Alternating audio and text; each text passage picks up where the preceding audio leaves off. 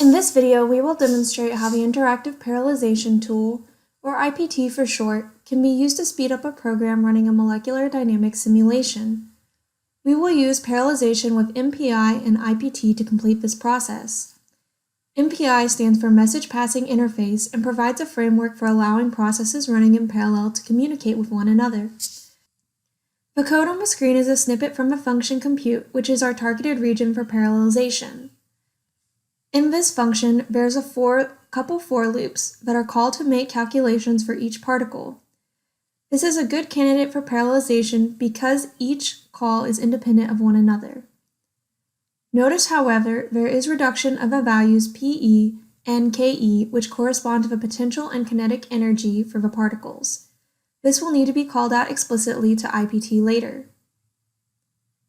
We can invoke IPT from the command line and pass the source code in as arguments by typing IPT, then the path to the file.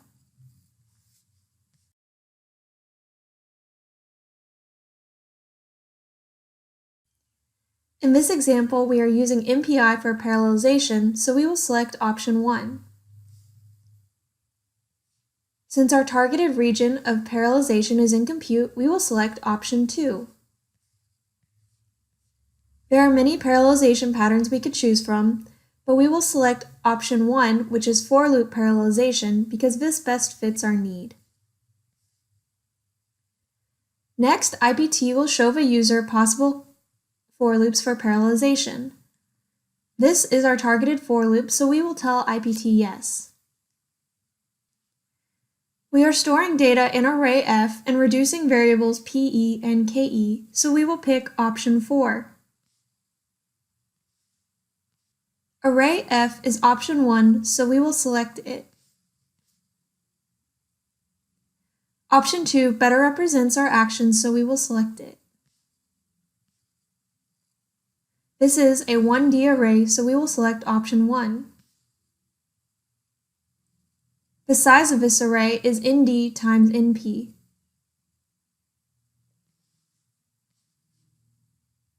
Now IPT will ask if we have any variables to reduce. Recall that we wanted to reduce PE and KE, which are options 7 and 8. We will enter these to IPT with no space by typing 7, 8. PE is reduced by summation, so we will select option 1. We want to share the results with all processes, so we will select option 1. KE is also reduced by summation, so again we will select option 1. Again, we would like to share the result with all processes. We do not need to do this pattern again. We are not printing anything. We are not reading anything. And we do not need to do any timing.